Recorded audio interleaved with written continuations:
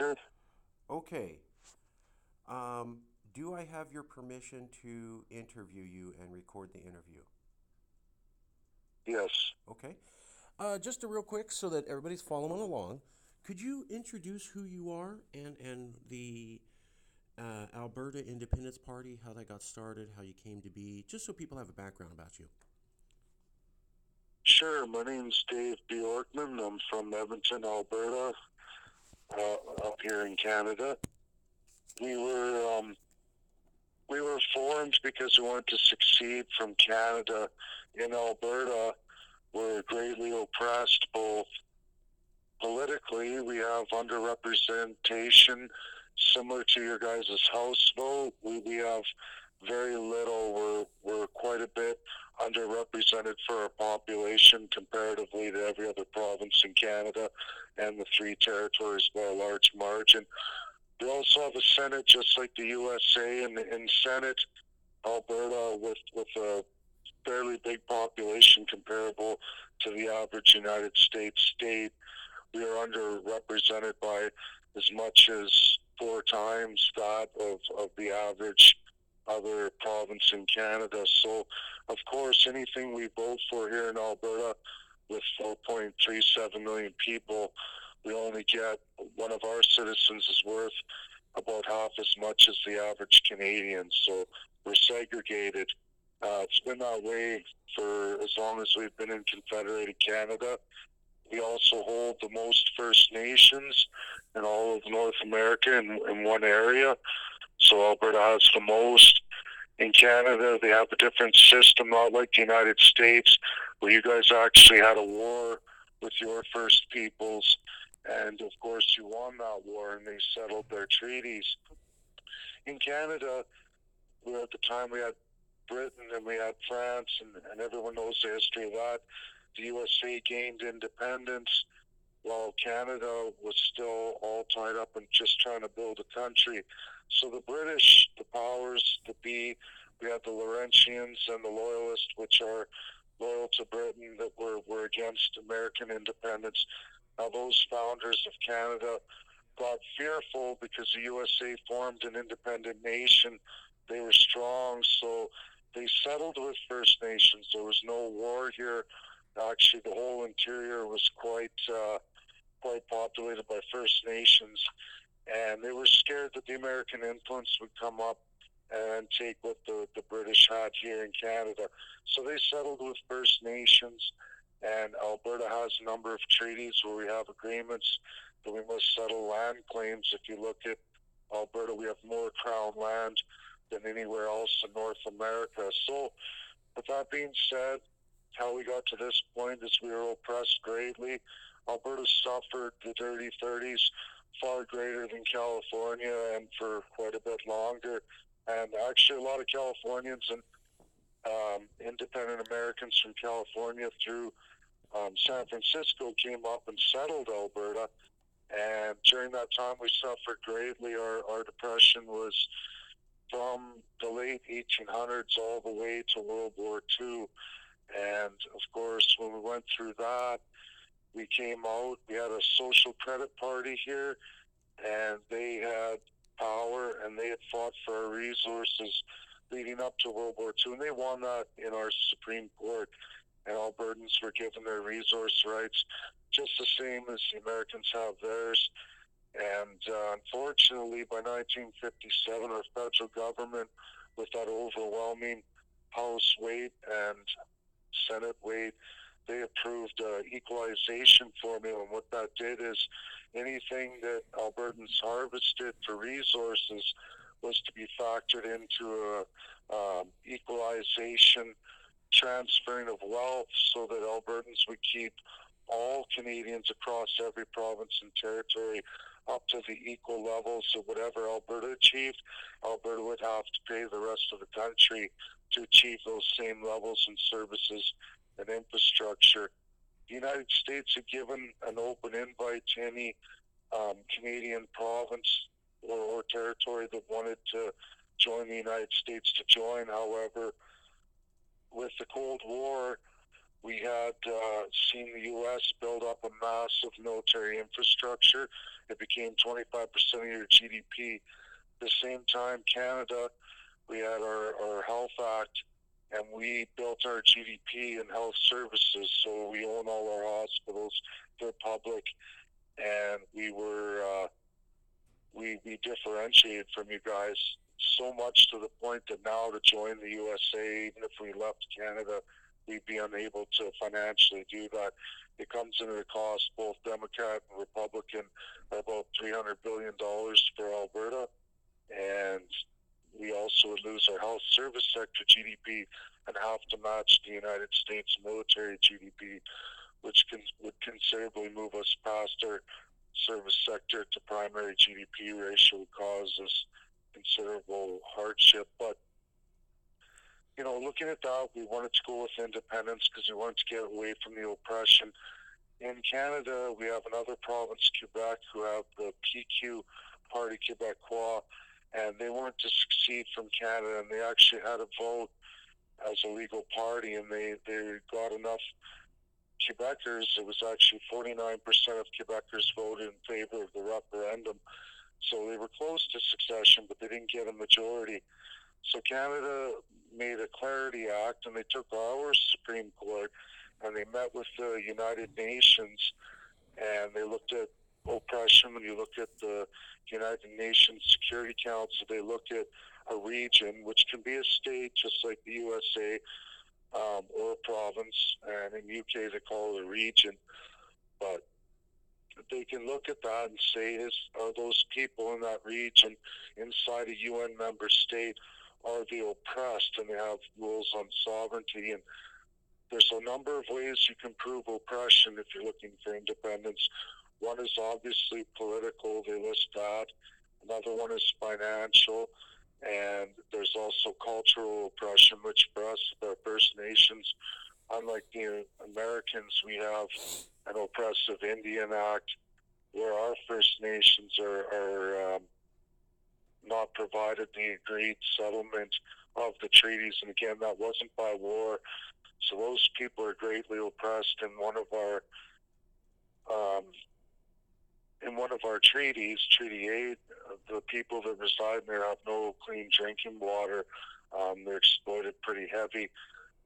Alberta pays substantially into the Indian Act, into Ottawa, but that money gets spent there before it gets back to our Alberta First Nations.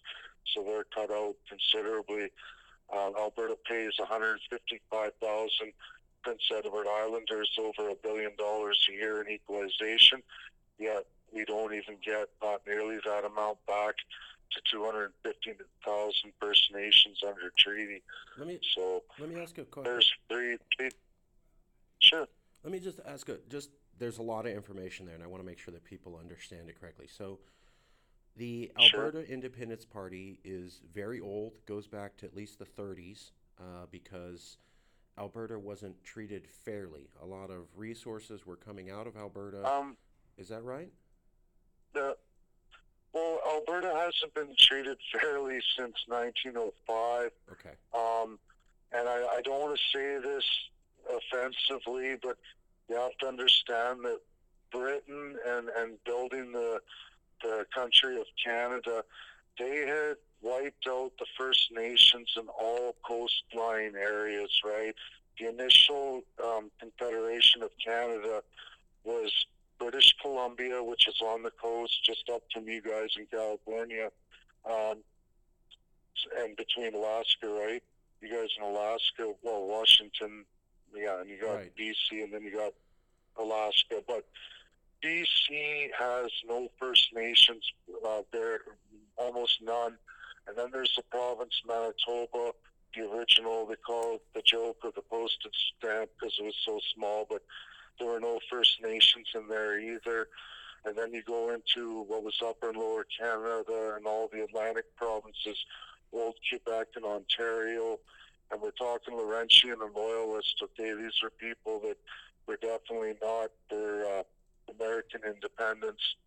So you have those, the initial Atlantic provinces, except for Labrador. And if you look at our First Nations, all those original Confederated provinces, have no First Nations because they had eradicated them all under the British, right? So they formed Canada, and that's the initial Canada. The rest was the Northwest Territory, was split between Hudson's Bay, Prince Rupert. I know Americans aren't really familiar with this, but at that time, North Dakota and Alberta and Saskatchewan actually had strong ties because it was so easy, freedom of movement. There was no North Dakota was even in 1867. North Dakota was not overly populated or well established yet, but the freedom of movement between that state and that territory was very easy, right, unrestricted, and so we ended up building Crown corporate banks. North Dakota is the only state in USA with its own public Crown corporate bank, Right. and of course Alberta has the same thing. We're In the only two California, too. places in all of North America. Do you guys have a public Crown bank? We just did it 2 weeks ago, and we are the second Oh, one you in just all of did? America, Oh, wow. and we based it on North Dakota. Oh, So, good. yeah. And Oh, wow. California's moving to become Absolutely. more like a nation.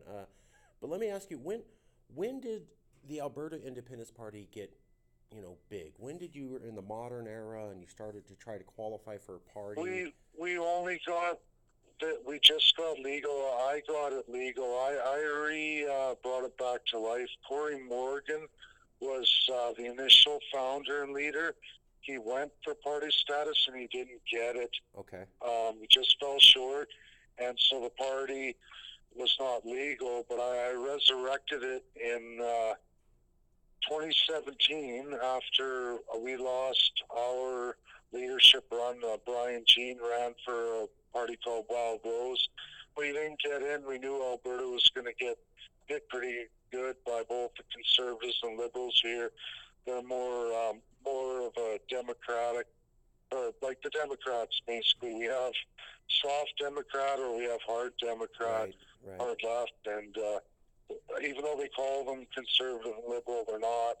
It's more Democrat or extreme left Democrat. So, for us, we lost that provincial election with Brian Jean for Wild Rose, and for me, I knew that meant an end for Alberta. That we were going to go through some hard times.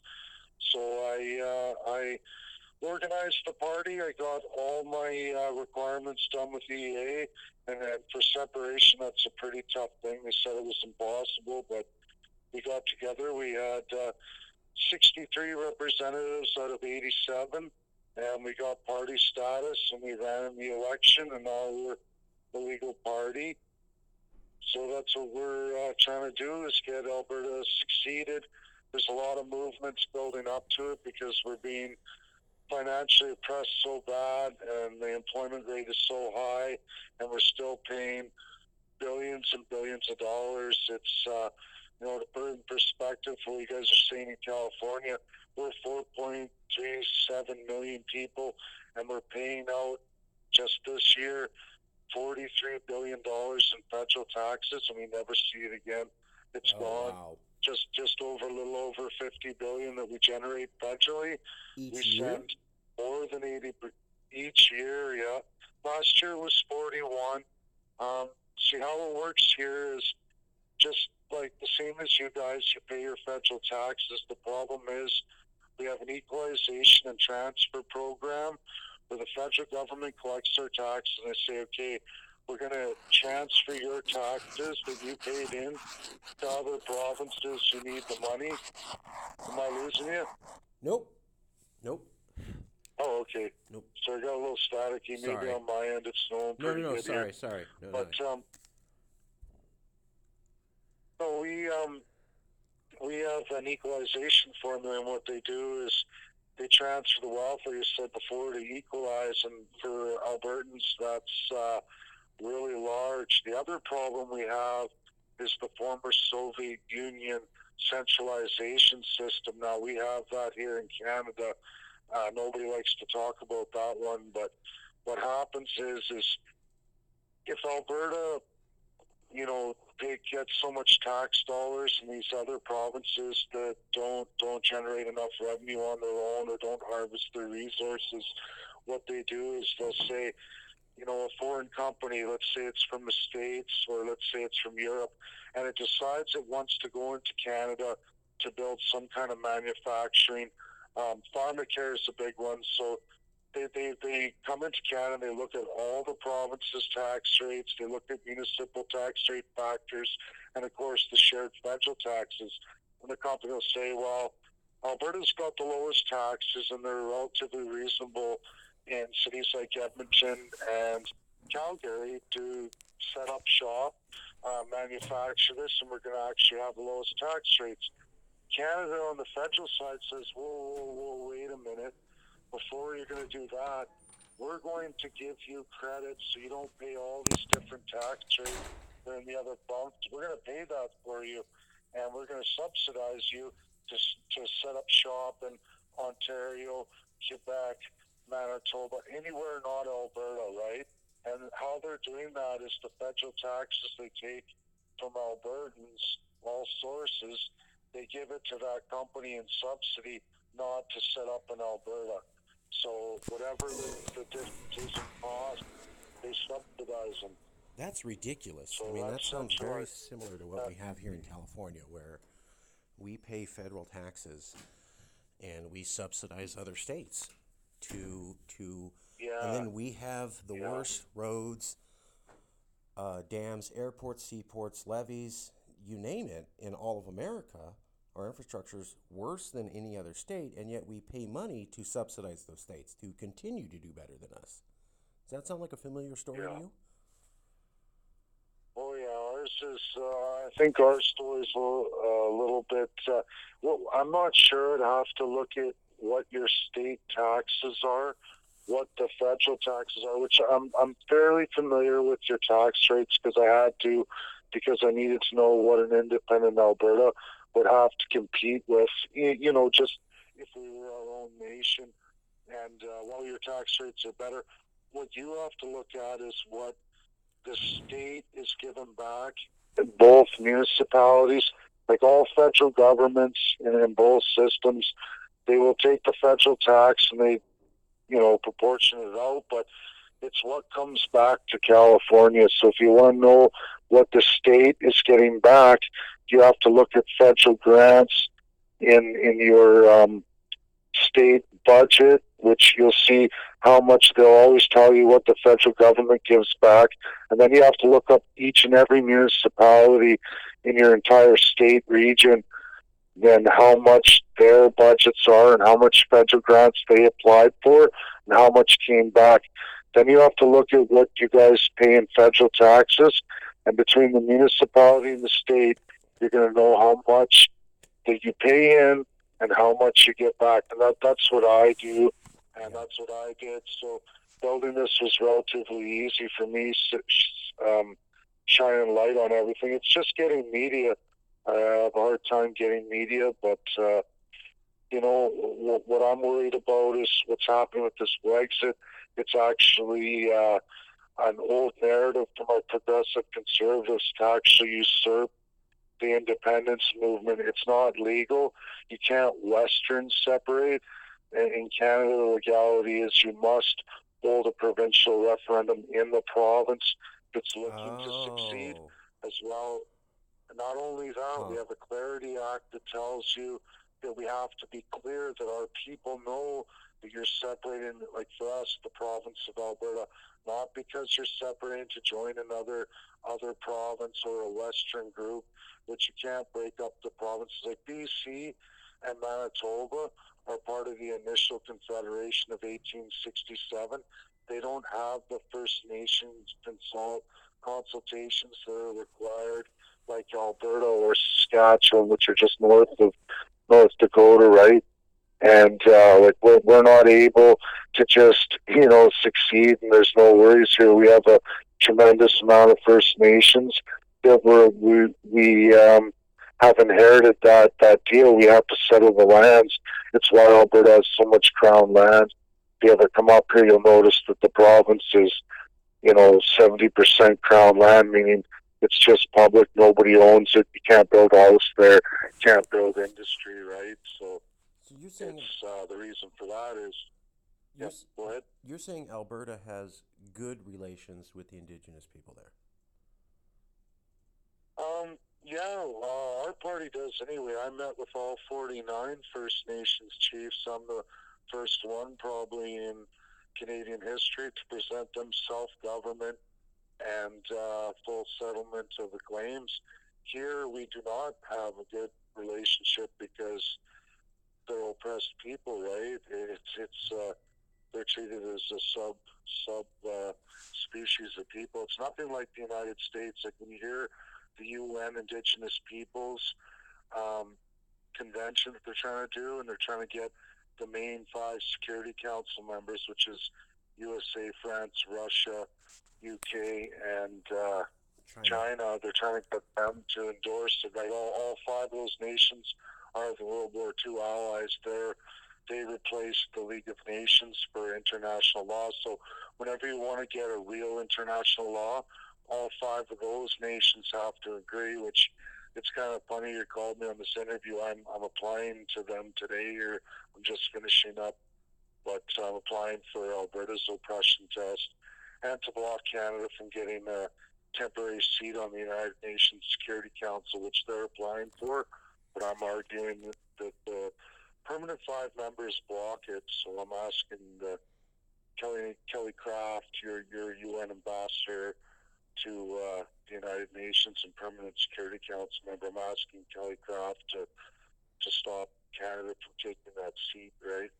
Could you talk And about that? I'm going to back up Could you talk about this with that. application for discrimination to prove that you are Um, disenfranchised to the UN? What is the name of that? How do you do that?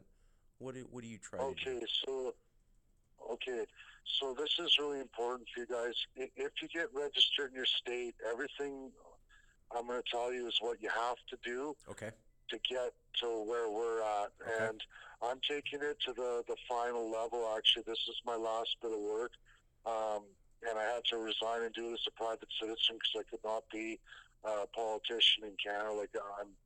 There's rules for that. We have the United Nations Security Council. Okay, so we all know what happened with World War II. It was the worst thing the world's ever seen. And everyone agreed at the end of World War II, never again. So what happened is we know the Allies won the war, and the Allies were the United States of America, China, Russia, France, and the United Kingdom, okay? So they won World War II, and in the U.S., actually in California, San Francisco is in California, they created the UN, That's the right. United Nations, Yep. and that was the five permanent members. So you guys are situated way better than me. Actually, you guys could probably help me Whoa. out a lot more than I can help you. But I could give you a little direction. But what you do is you go to the UN, which is what I'm finishing up today as a private citizen. We had so that Big Five Security Council, right, is who decides international law. When all five of the nations are listed, come together in accord, they decide the international law for the entire world, okay? A lot of people don't understand this. They get mixed No, up. They we don't know. understand non-binding UN versus UN Security Council. The Binding non-binding resolution. UN is that, yeah, there's 193 nations in the UN, and actually I've asked Kelly Knight Craft to try and educate people on the UN. It's really troubling. So I have a hard time with this. A lot of people get into separation. The first thing they say is, I hate the UN. Oh, the UN's the worst. And it's like, well, that's because it's the 193 member states come up with ideas all the time, right? There's always ideas, people who have a great idea they think, or they want something that's going to benefit them. But ultimately, it's the five UN permanent members, Security Council, the allies of World War II, who have to all five agree on it. And if they don't, each of them have veto power. So whenever the United States says no, it's veto. But same with Russia Federation. When they say no on any issue, that's a veto. And that means this will never be permanent law in the international community. Right. So what member states do, they try to kiss butt They try to get as many member states as they can, but they still need all five Security Council members, and that's the balance that we have in the earth, right? And of course, it's great because it's the Allies. Now, we know the Declaration of Human Rights in 1948. That's a defined law. That's a requirement just to become a member of the UN. If you read that document, you're going to find all your answers for California. Okay, so that's not going anywhere. As well as we get into Geneva, or our rules of the ability to travel, why there's consulates, um, all the rules of engagement when you go to other countries, how your people are able to travel. That's Geneva and Vienna, right? And of course, rules of war. Sorry, that's the other big part of Geneva, and of Right. course, our peacekeeping. So, everyone's running Donald Trump, and I'm not here to make political statements. Everyone's running Donald Trump down, and I know the left likes to do this, but they're in violation of the free rules of the whole international community when they start going off about, hey, you know what, we're taking more refugees, immigration, draw borders. That's all against the Declaration of Human Rights. It Sure. goes against, especially on employment. If you don't keep your employment down, Donald Trump is actually following all the international rules of that Security Council and what the entire world agreed on. And Well, we had a premier like this. let me Sorry, go ahead. just let me ask you. So, what is this process that you're filing with the UN to prove that you are discriminated people? What is that? How do you do that? We're doing the oppression test with the Security Council. We're presenting to them today, actually, after this phone call I'm finishing up. But I'm sending them. One is that Canada does not deserve a seat on the United Nations Security Council, not even an observer, right? And I'm going to the Big Five because all I need is just one of them to veto Canada, but I'm pretty sure I'm going to get at least four of them, right? I don't think I'll win France. But that's where we have to stop first because you don't want the nation you're in when you're trying to succeed to be on the Security Council. So this is going to be really hard for you guys in California because the USD is the permanent Security Council with veto. So if the federal government doesn't really want you to succeed, they can veto it. And so you guys are going to have to talk to Kelly Craft there. I mean, she's in New York most of the time when she's not on tour and she has a number there. But, you guys got to hook up with Kelly Knight Craft, and you have to talk to both, your executive government levels, and that means Democrats and Republicans alike. And, find out where you guys think you sit. Now, if you can approve oppression, Okay. the Americans are pretty free people anyway, so they're kind of front runners on that. And if California can prove that, they should be able to win that. But I'm not gonna, I'm definitely not going Sure. to stand up to your executive, and I'm definitely not going to step on that UN Security Council, especially at this point because I'm applying for Alberta. But I don't know your numbers. I don't know if you guys fill it. Now politically, are you guys suppressed? Like, that's the other half. I'm presenting this on the oppression test to show them how Alberta's oppressed, and I can prove that in real viable numbers in our House and our Senate and what they've done to Alberta. And I can also prove extreme financial burden from Alberta to the point, like, we're literally in a system just the same as the Soviet Union that's been disbanded now. It's now the Russia Federation, and they don't operate that with taking the wealth from the underlying centers and sending it to the center. But in Canada, we've been doing that since 1957 because Russia was still communist. And, I know this sounds funny, but it was like that with the Cold War. Russia was what China is now, and of course, the U.S. was still a power as it is today.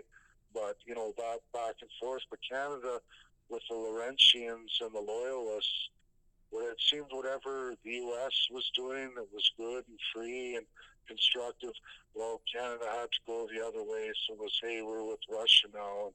It's how they kind of built their system. So let me summarize, just so people following along. You're writing Sure. a oppression test to the 5 members of the Security Council on the UN, because if they agree to that, then you have a really good case for recognition being independent. And the main arguments you're making in your test is that you don't get fair representation and you are financially devastated through the government that you're part of. Am I understanding that? Is that a fair summary? Basically, but I think the better thing would be is that the UN has no oppression test because they have the international laws of sovereignty inside the UN body itself. Now, this is international law, and it's also the founding principles of the UN. You can't be a UN member state if you don't agree to those things.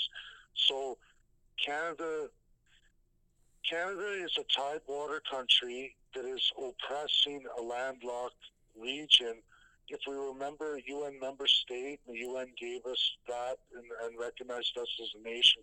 That's what I'm trying to get out of the United Nations Security Council. Yeah, I'm trying to get recognition that if Alberta does a lawful succession in our system, and we do all the rules, will they recognize us as a nation? Further, because we're oppressed, it's not fair if you're an oppressed people to have the oppressor make the rules, right? And Canada has a rule that even if we hold a referendum legally and our province votes in majority to succeed, we still have to get all 10 provinces to agree to us succeeding. Here's the problem. The 10 provinces, 6 of them take a vast amount of wealth transfer from Alberta, the oppressors, right? Okay. Right? So they're not going to vote for us. Even if we do all the legal mumbo jumbo, at that point we need sanctions by the UN. So if the UN says, no, Alberta's oppressed, we're not going to accept Canada's provinces voting on Alberta's sovereignty because they're oppressing them. There's a financial gain there for them. They're not going to vote you to leave because they're taking your money, right? And we are the province in Canada that supports Confederated Canada. So if I don't win this, I can't get. What I'm hoping for is that if Canada goes in bad faith and they push that and they keep the oppressive system of law in place against us, that if the Security Council gives us that nation status and they say Alberta's a landlocked nation, when Canada tries to block us from fair trade, keep us out of the USMCA, try to, keep us away out of NATO or use NATO against us, that the Security Council will step back and say, no, Canada, you're acting in bad faith. You signed all these international laws, which one of them is the Landlocked Nations Agreement, which is ratified by all 5. If Alberta succeeds, we become a landlocked nation. USA and Canada have to treat us that way.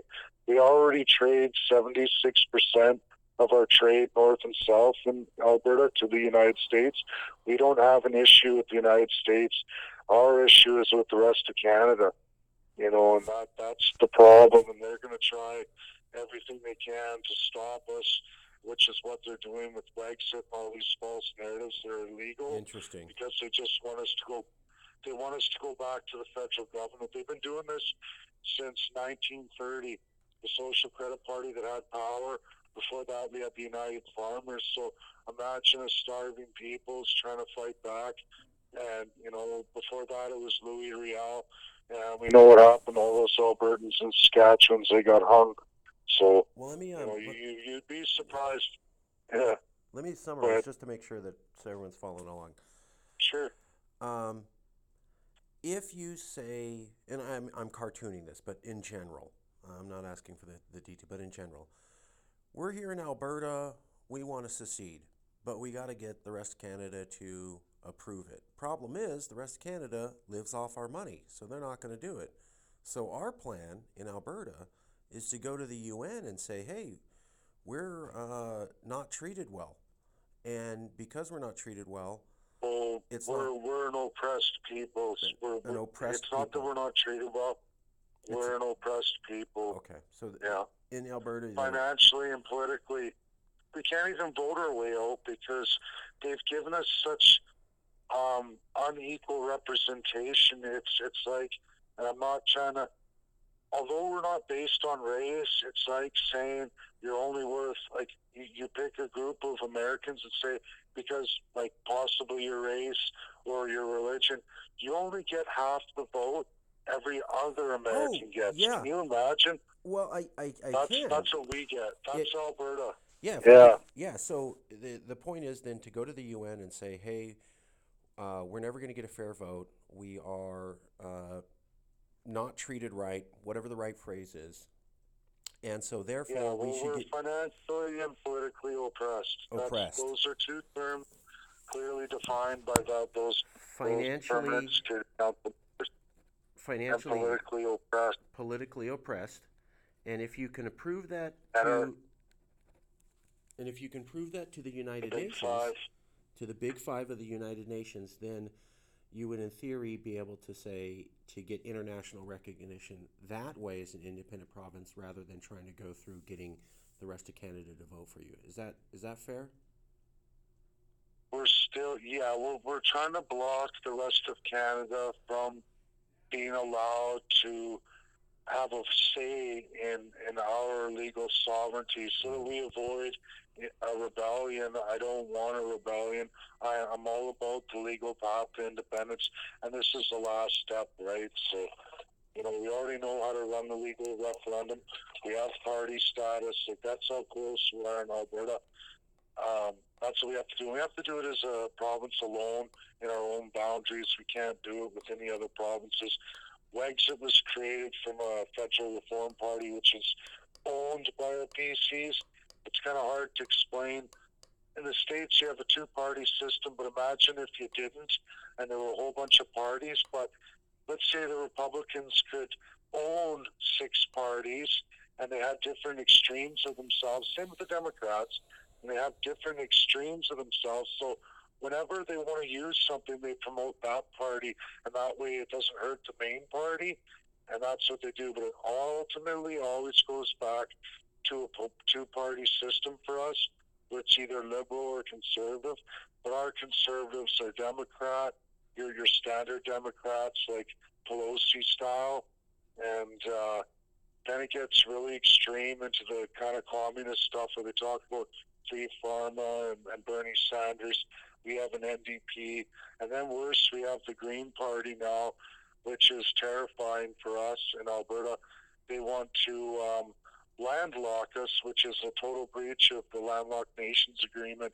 But because we're not a member of the UN, it doesn't apply to us. We're a region inside a tidewater country, and they can oppress us as much as they want. And there is nothing the U.S., UK, France, China, Russia can do. So we have to break free, but we just need the ability of one thing about the United Nations Security Council. They don't just make international law, like they do that, and they make the ratified international laws, but they also have the power of sanctions, and they also have the power of military enforcement. So for Alberta, we have considerable amount of money. We can rent the United States military at a fraction of the cost, so we could even build our own. So should we need that just to get established, to be a developing nation, that would be our other option too, right? And so let me ask you a question. The U.S. already does. Yep.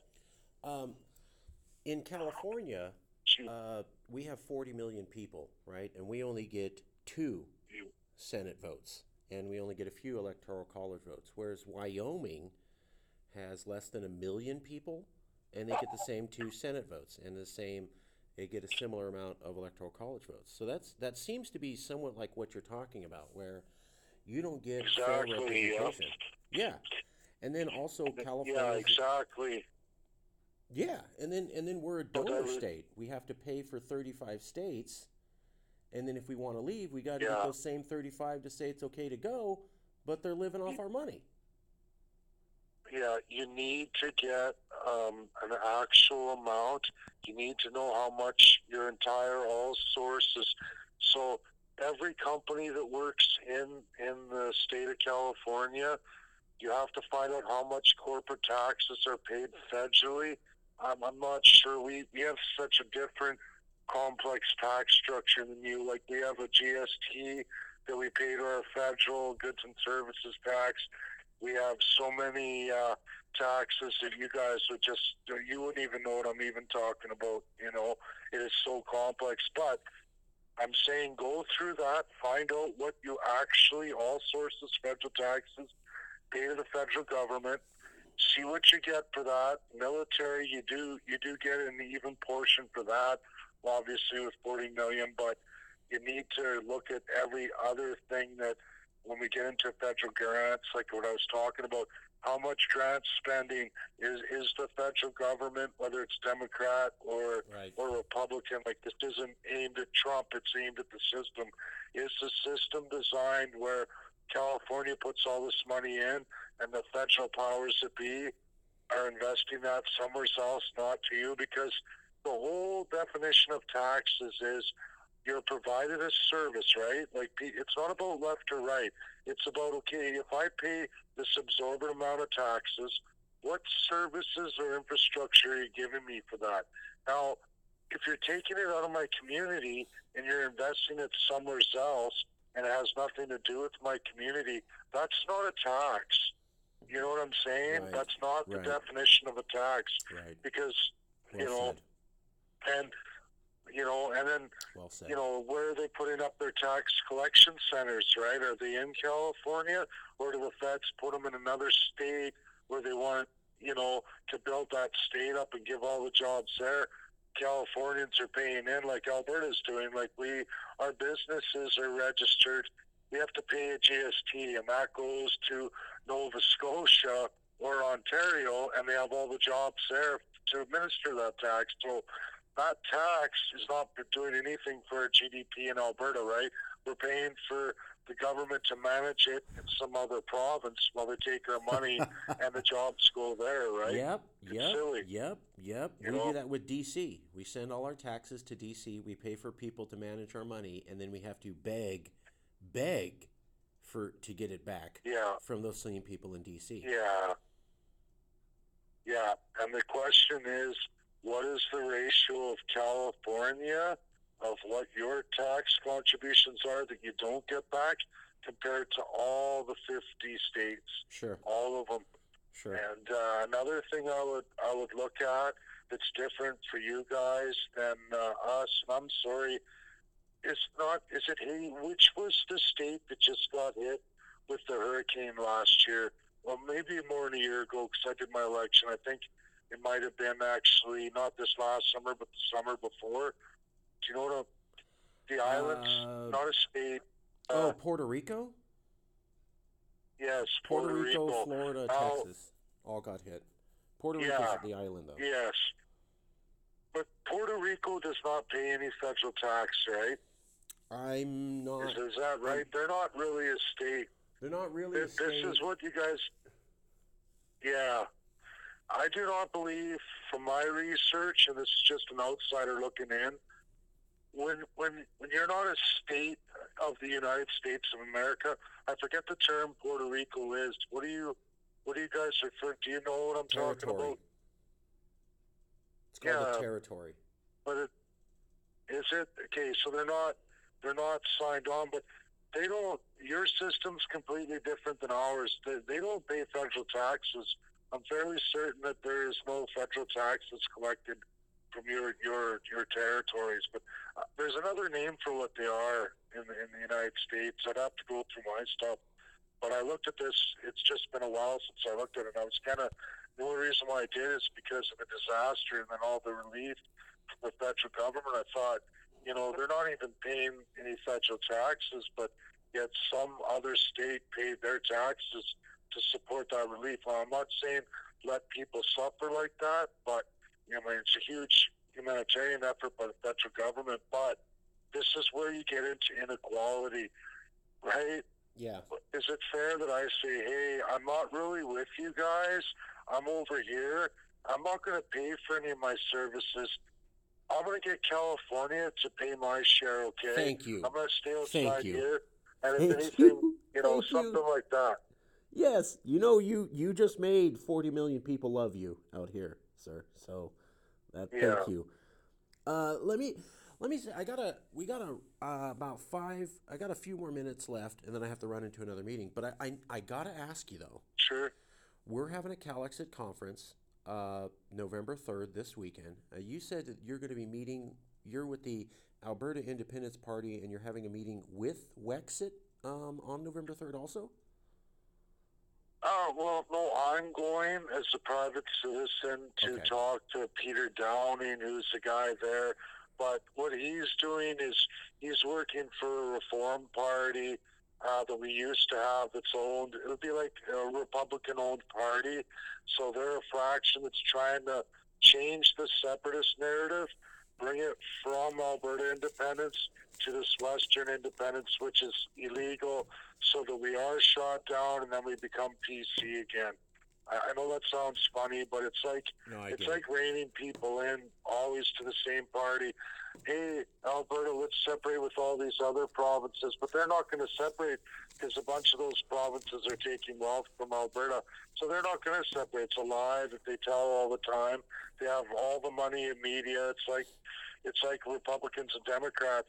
You're never going to get your voice out because the amount of wealth these two parties have is so substantial compared to yours. You know what I mean? You're saying that the So, two political parties have some sort of agreement or control or something with the media, and they will not cover your independence movement fairly? absolutely. What? Absolutely. I am shocked Oh, to hear yeah. about This, any Western media doing that. It's almost like a year ago or 2 years ago, we had CalExit. We were very big. We were talking about separating from America. And then yeah.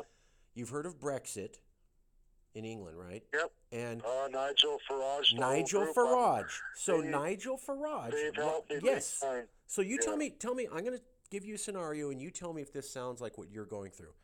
CalExit's huge. Sure. Everybody knows in California we're talking about separating, becoming our own nation.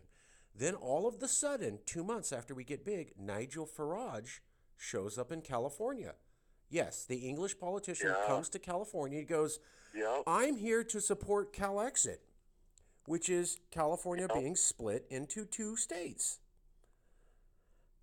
And he goes, the news goes, hey, you didn't know there's already a CalExit movement going on? Oh, no, I didn't know that. You didn't know it was about separating California from America? No, I never heard about that. But I'm still here for CalExit, which is to split California up. He's a Republican. The Republicans back that. Yep. And then Rachel Maddow, who's a liberal, the other party, goes on TV and says Nigel Farage backs, who has ties to Russia, is backing the CalExit movement. And then our membership goes down because our members are going, why is this Yeah. evil conservative tied to Russia backing our movement? I just saw a major liberal talking about it. And boy, did we have a tough time saying, that guy's a plant. He has nothing to do with us. He's here to confuse everybody in the media. And someone who we can't name got him all the way over here to intentionally confuse Californians about this idea. Does that sound anything like what you go through, sir? Oh, yes. You guys ready for this? So I was investigated by the Democrats, your Democrats. What? They, oh, yeah. They tried to tie me directly to Russia. Did you know that this is how familiar I am with independence worldwide. I was focused on the legal path. That's why I didn't ignore you guys. It's just unless you have party status, I wasn't going to look at you. But you're Democrats, and I'm not going to say who or whatever, but they investigated me and my party, went through our financials, which we have to disclose here in Alberta. So they found out right quick we have very little money, and the people who did donate to my campaign and everything else are true blue Albertans. And you're going to have a hard time proving that a fifth-generation Albertan, which was a big deal here because we only confederated in 1905, would be all about Alberta. And they investigated us. They tried to tie us to the Texas Independence Party, which does have ties to Russia. They have, like, they're not a party, they're a group, but they are in Texas. They're trying to separate, and they do have their flag, their party's flag, their proposed party flag, up in Russia. And that's what the Democrats race to all the time. I have no affiliation. Like, I don't have affiliations with you guys or anybody, Right, we're not affiliated together at all. that. Yeah, absolutely. Yeah, and that's, I'm just saying, right? And it's, And they tried to I love tie you to talking Russia. to all of everybody, but I'm just, they tried to tie me to Russia, and that was a big thing, that they were gonna get me or see if I was working with any of you guys and what I'm up to. And you know what? It's like it's almost like if you're too Republican or you have too many of those values, it's not so much even Republican. And this is what I want to get out to you guys in the States, is that Donald Trump, in my perspective, okay, to me, he's not the traditional Republican. He is the absolute embodiment of international law and what we, as the allies, he's like I don't want to say, I guess I would say he is the true blue to us, our conservatives blue, but he's the true blue uh, ally, and everything he does is to honor what the Americans promised the world in 1948 under the UN, and Donald Trump proves it in unemployment. He proves it in economics. He proves it in putting America first. And if you read the Declaration of Human Rights, that almost every nation in the world is supposed to be governed by, they gave their word that that's what they were going to do, and that's how they were going to treat the people of their nation. And that's why, for me, like, I like the guy, because I just can't believe a leader in our modern times would be able to embody that the way he does. And, if anyone's not paying attention, you read that document, you start reading what the world's supposed to be, and Donald Trump is almost, I'll put it to you this way, he's the closest representation to it. Did you know you're supposed to have the right to be gainfully employed? Well, you're supposed to have the right to run a business and be successful. These are minimums of the world's supposed to be. But of course, we know that is the world. All right. Yes. So we're not going to edit that at all. It'll go out to Californians. But I got to tell you, we really don't like him out here. So I hear you. No, your statement's going to go out. It's not going to be edited. You're going to be able to say your piece, and it's going to go out just how you want it. But just putting that out there. I know. It's the problem is the UN. Nobody understands it, and you need to really look at that. Read the Declaration of Human Rights. You're going to find all the things you like there that you're like, yeah, this is what the world was, and that's what the world agreed to. I'm just saying, check it out. You guys are going to be so surprised, and that's when it's going to melt down the Democrat-Republican narrative, just like it is here. But it's hard to communicate, man. Nobody wants to, look at things. They just, the UN's bad, and that's how everybody treats it, but it's not. Yeah, so let me offer. I would like to offer an invitation on behalf of Cal Exit at our conference for you to come on November 2nd, anytime during the day. Yeah. Or November 3rd with Wexit, if it works out. And I'll of course send you the links, and we would love to interview you, and you can speak directly to the movement, and everything you say will be unedited, and it'll go to 150,000 Californians. So is it at least an open invitation? You could pencil it in to come to our conference, maybe through remote Zoom link, sir? Okay, that would be all right. Can you send me a link to that? I will send it to you. And then I'll back it. And for the people listening to this at home, can you give them your name, organization, and how to contact you? Dave Bjorkman. You can find me on Twitter, Facebook. Facebook is probably the best. It's the most homely to me. I got my phone number registered, and you can email me at davevjbjorkman@gmail.com if you want to learn about the legal path to independence. I was the founder of AIP. I legalized it here in Alberta, and I ran for premier. So that's what I just did here, April of 2019.